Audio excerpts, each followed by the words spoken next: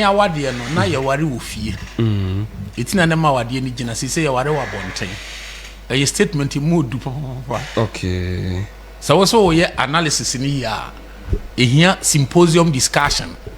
about 4 hours to do this discussion o se kane no na ye ware wo fie underline ho no and then so ye ware wa bonten and o san kato ase kane ne ware daache and then so ye ware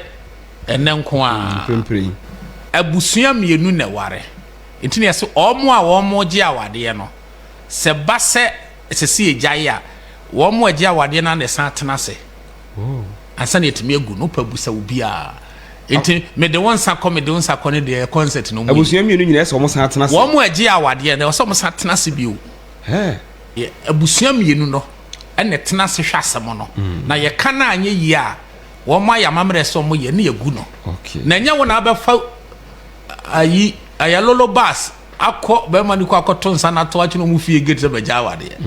it is wrong I know they are wrong nana mo atase o kasa onko fo be kasa fi na me ba nana ya menye sawa na ze me kade ya menye sawa ze me kade oh kasa nana afi tie onso wo da bi me jade sa kasa ya mo atena sa se mi durani sa de ya menye o o ti ase me no neti ha atiefo kire o madwere a mi tie bi o so se mo atena na aye kwa ho ye ko papa discussion ede na o ma figures bi repeat mama o se 2021 2022 2022 you recorded of 500,000 divorce cases and the whole world Ghana some the year can say 500,000 divorce cases Genesis and separation 400,000 to omo yet me gu na mo no say separation say at team so we are tin baby e bi ko omo nyina omo tifie ba ko so bi ankasa de yes me fa sapro na no no separation ya to lie na de etimi gu no da bi figure ne so it's a problem near day panino kasa enche bia no kasa minimu din a boy de o se kane awade no na ye ware wo fie etina na ma wade ni gina se ye ware wa bonten a statement mu du papa okay so ye analysis ni ya ehia symposium discussion about 4 hours to do this discussion o se kane no na ye ware wo fie underline ho no and then so ye ware wa bonten and o san kato ase kane ne ware daache and then so ye ware enen ko a prempren meba na sam no so America kra na ka be yes discussion wo asem we nko aso but obi so kan say enne o say ordinance marriage they are friend wedding of course the word wedding means marriage anti correct expression and we use man ordinance marriage aya kosi kokko de no obi say eno na ma wade egu na ye de na ma awade ni ntimi ngu na ye de no no asan de kyekere no ho say ye de de opese wujaya o si abrofo de no divorce ordinance no divorce no obekọ court asa o ka so obi kan sa na ye de wotamon san na wo de ko enya ne kore ye de ni gu eden chen ordinance de ordinance de na ye court no ene mo ye na adwen say o court ntini gu eden na ye de ne de wotamon sa ye mfansa ne ja oba de omo ye ni na ye wrong obi emua o mti no obi emu omuti no monya kwa didi sanse huru but na ye wokasa bi se so so adi ami afa men san breme anam say ye wrong nti de na right abusua mienu na ware nti ne se omo a omo gi awade no se ba se sesi ejaye a omo agi awade na ne san tena se ansa na etimi egu no pabusa obi a enti me de won sa come de won sa kone de concert no mu abusua mienu nyina se omo san tena se omo agi awade na so omo san tena se bi o it is a court be fan out to say omo agi awade no nyina na atena se etimi egu na okay na eti anya nsa oba ne sore ya na ode nsa koto atwene be ma ni gate se magyaw Beman say I'm the one sambro concert. Okay, ene nipa fira na efiri asase so. Ya ware 10 years later. Wo mu agya ware no dodo na ani ho ebe. Agya bi wo agya bi ti asase no no. Okay. Ntina ye culture no ye di ade no. Nti ni odi nipa na ade no ono koro na wo begina na na ma ye de no ho no obeye no. Okay. Wote ade na say. Itina abusua ne ware. Enye individual ne ware. Nti esansa abusua ne ware nti siese begu ne dia abusua no besa atena se. Wow. Ne ahwedie nti esese yegu no. Nti omote ase awie a ansa ne ho no nsasem a edi si so na bam. Na enye oba na befa ne nsa na akoto atwene be ma ne gate ya no. Ana ode nsa ne ko ukurom. Ode akoja. Tise mo akra ha alofa tututu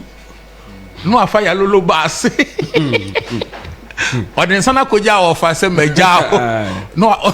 oh jiwajo eno na wari jayo bua na obi emu a o ma wrong amamre mu ani nyame ani mo ni nyina ye wrong yes okay sesa na ye Canada me be ye ho ade no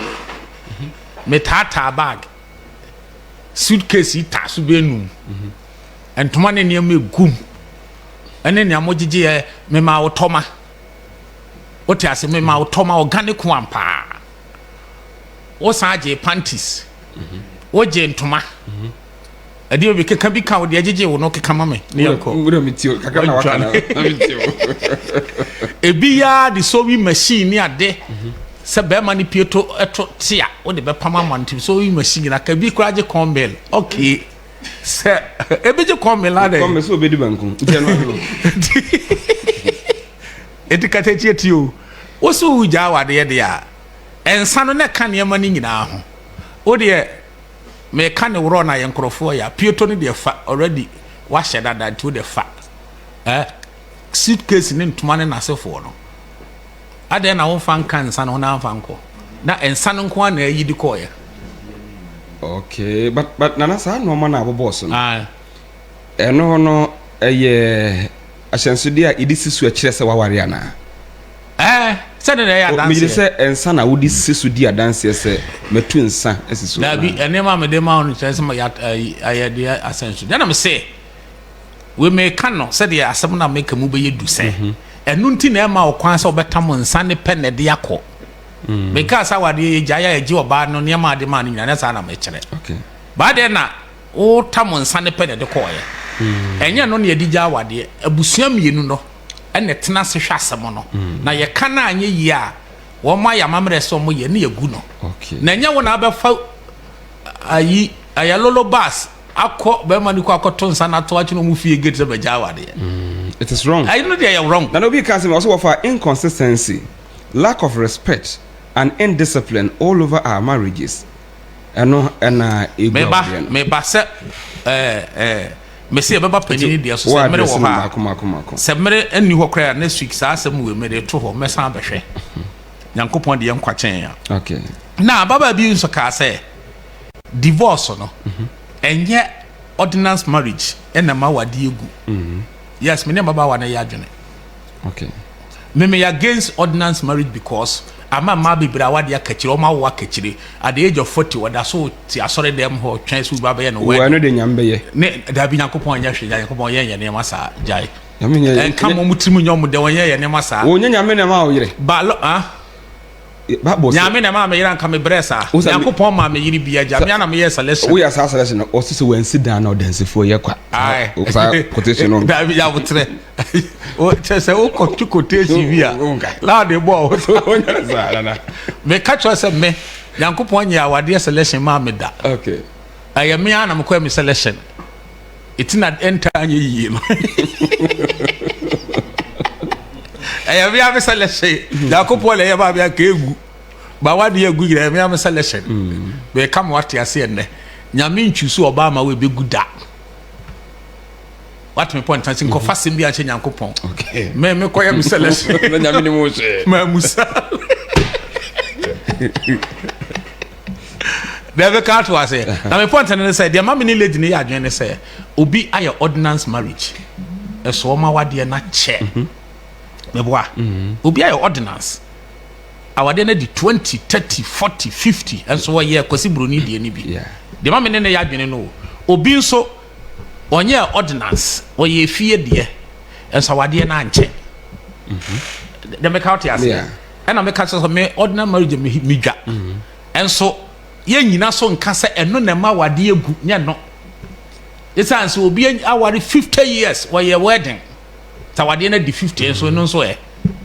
de make out me point na say it me support lady ni say eye suban okay eye respect suban sha obi di egu ye tie wo de hase mo gina so egu ye o be waware woni be ma wo ho awade o awade kan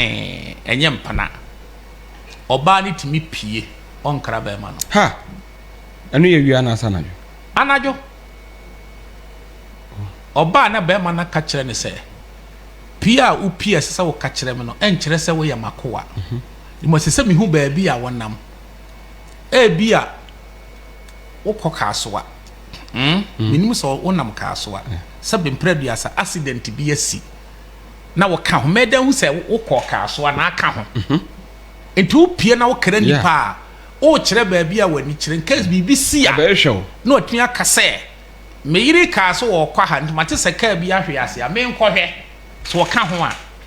enen kofo bebre funu hihye mo kire wo mo wabusua sabe mpreduasa wo mo modam enso wawu wo bra na busuafo anim se wawu because on kra o free ni kromba no na busuafo kra anim se wote probi ana atwoko ene ye one ene obi anim ne direction ti se yade na bebo no ana bibi na besi obewu a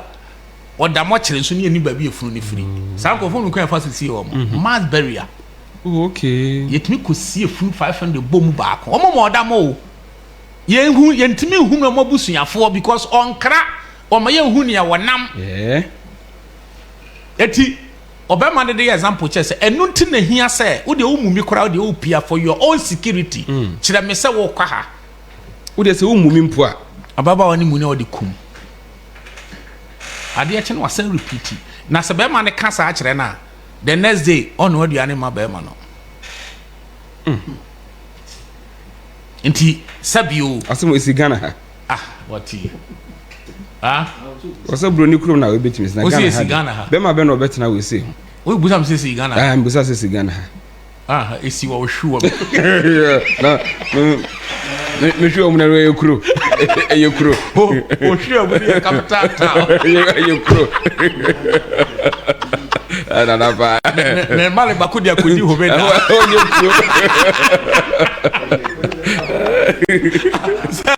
o chira hobeda ji mi twa wala de ko ya happy sabbath o katati esi Ghana ha wo asi asem we keka na baba wana ntia se da wow ti dia baba ne kan sanya wedding na ma wade egu yesuban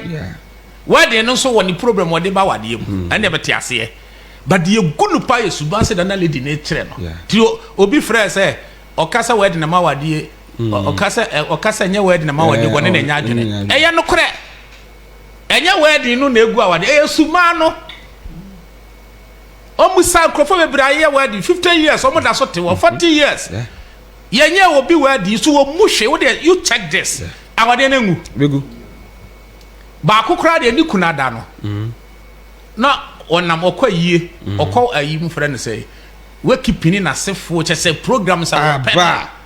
obeba fia na adwo ba tu ni kunu kwaka buwe but this is too much ni kunu kwaka buwe no osa oni ne private car wati uba mo tini kunu se ade echi no wu da gate ya na wo de asama ma me on tiase eti awade ni gui de be ka tiase eti eye suban ene na kobesi opanini dia se ye ware kane ne ye ware fie ye hwe suban no efia wo komu se o mo tesen a ene ho na hwe saade ye yire ma aware oyin mo bi fie wo tenkana na waware ba bia betua ka se wedding etimi egu awade ne ye se ye ta peke wo mo waso dem ne ye se counseling enti ye nhwe investigation yenye investigation katahie time waso de ma me fancy that topic we ye ba beto so onyankopon ya demand next week ye kɔ ne full scale me das nana ye kɔ ne full scale me das and dem duru ha social issue crowd betumi atreat aka mepe o say le Monday social issue no Monday no so betumi dia ay serious say yanka nu ba bia me das pa etu de ye mfa nyankopon ya demand ye mfa nhye next week na ye mra sem we so na ye mpie mu yie okay